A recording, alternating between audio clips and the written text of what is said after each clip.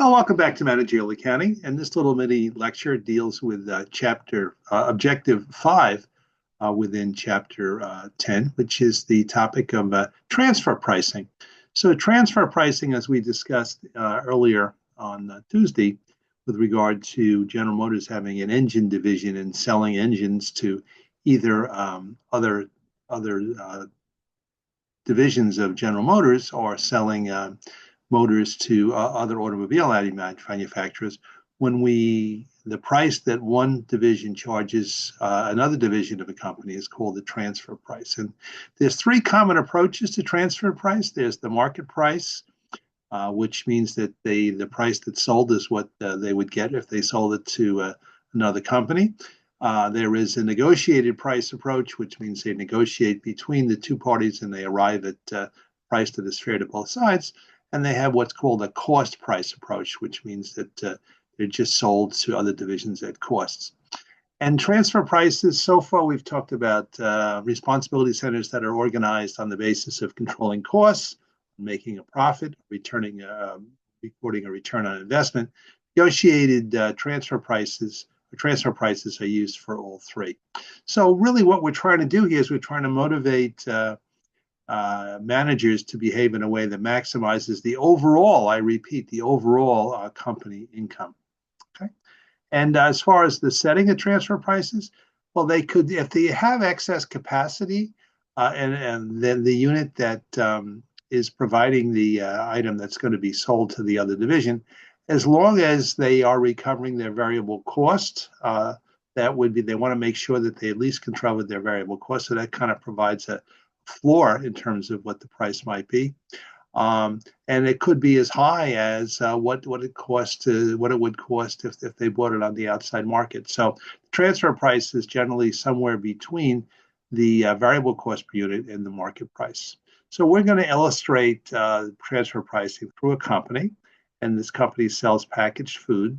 And to keep it nice and simple, they're going to have no support department cost that we're going to have to allocate.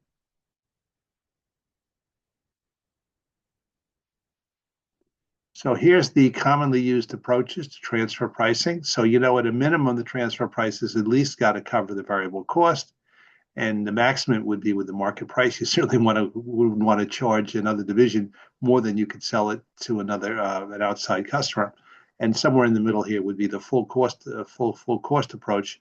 So it's always a negotiation to arrive at what the price would be. So the case that we have here, let's use the market price approach. So we've got a market price approach here.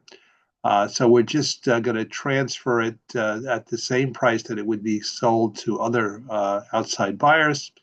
So let's assume here that the materials used by Wilson in its Western division are currently being purchased from an outside supplier at $20 a unit. So Western is paying $20 per unit. And the Eastern unit, the same product is produced by the Eastern division, which is operating at full capacity, and it can sell its product to either the Western division or outside buyers. Right? So a transfer price of $20 has no effect on the Eastern division or the Western division. They'll pay $20 if they play the market price. Okay, so in this situation, the use of the market price is proper. The company that is providing them, the Eastern division, doesn't have any excess capacity. So if they went and sold to the Western division, they would have to would deprive them of sales they would have already gotten because they're at 100% capacity. So how this would work? So here's the Eastern division, okay, and the Eastern division would sell 50,000 units at $20 per unit. And they would, the Western division sells 20,000 units at $40 a unit. Okay, so these are the sales and these are the expenses. So notice what's happening here is the Eastern division and the Western division, the total combined profits are 300,000. So this is what would happen if there was no transfer between the two divisions. So this would be their current operations. So now we're going to arrive at a transfer approach.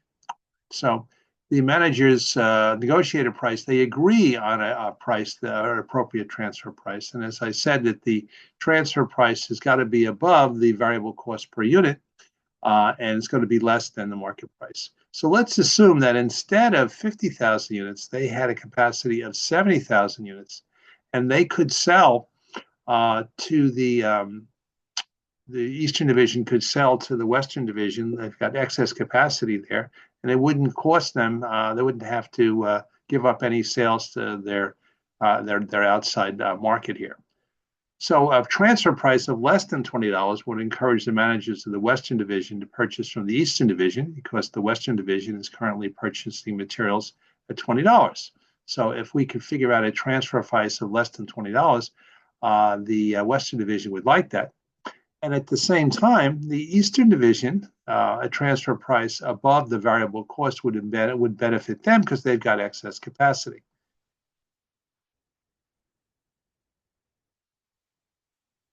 So let's assume we arrive at a transfer price of $15 per unit. Okay. So the Eastern Division is going to sell 50,000 units to its current customers at $20 per unit. And they're going to sell 20,000 units to the Western Division at $15 a unit. All right. And then the Western Division is going to continue to sell its products at $40 per unit. So notice what's happening here with both the Eastern Division and the Western Division. They're both making money on the deal. So look what happens to the company's profits here. So their profits had been, I think, when we did this before, we had profits of 300,000. And now we've got profits of 500,000 because the Eastern Division, their profits went from the Eastern Division, their profits, operating income went from 200,000 up to 300,000. And the Western Division, they went from 100,000 to 200,000. So this transfer price clearly benefited both sides. And the whole purpose of transfer pricing is to get companies to motivate them to act in the best interest of the company. In the best interest of the company, you can keep track of by virtue of the fact that the company now has increased its profits. Okay, and you can see how, and this will remember this little illustration when you get to the homework here. So the Eastern, both divisions increased their profits by $100,000. Why? Well, the Eastern Division, which was the supplying division, we arrived at a transfer price of $15. It took them $10 to make a unit, so 15 minus 10, that's 5 times 20,000 units. So they've got an increase in operating income of 100,000.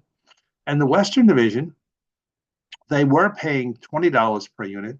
They're now paying $15 a unit. So they're saving $5 a unit, and they got 20,000 units that they purchased. So they're also making an additional 100,000. So again, the purpose of transfer prices is to motivate both divisions to act in the best interest of the company. So by arriving at a transfer price, although it's less than the market price, since the Eastern Division has excess capacity, it benefits them, and it benefits the Western Division because they're now paying less for the product that they need.